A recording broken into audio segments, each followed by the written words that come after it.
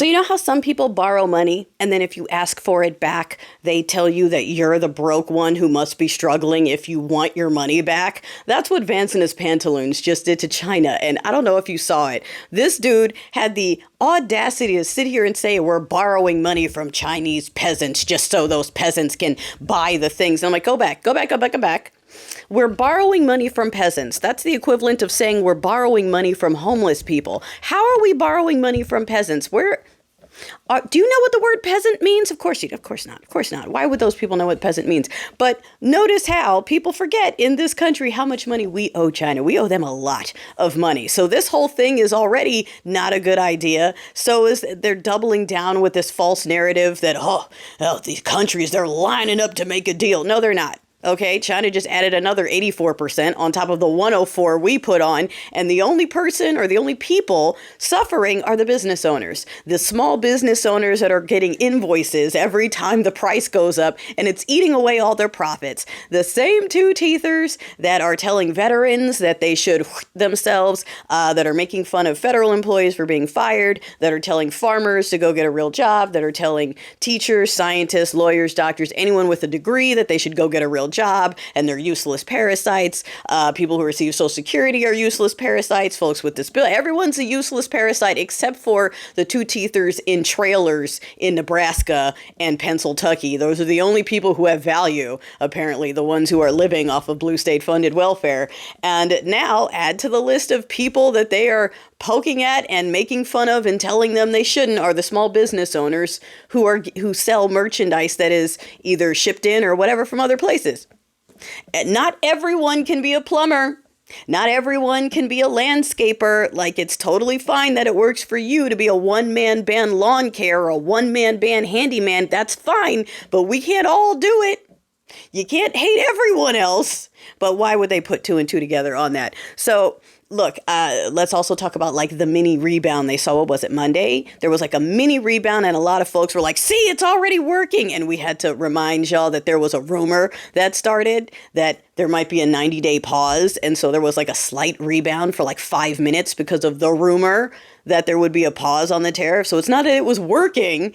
It's that people thought it was going away and there was a small bit of comeback, and then the administration tripled down and said, oh no, in fact, we're adding more. And then it went right back. Okay, so that's what that was for whoever was confused about that. The things we have to break down these days. Now they're talking about adding tariffs to prescriptions because grandma needs to take another hit. Okay, Social Security and Medicaid, Medicare, whatever, all that already paying more for their prescriptions. Something that cost $100 2 months ago is now $2,000 for a month's supply. They want to jack that up again.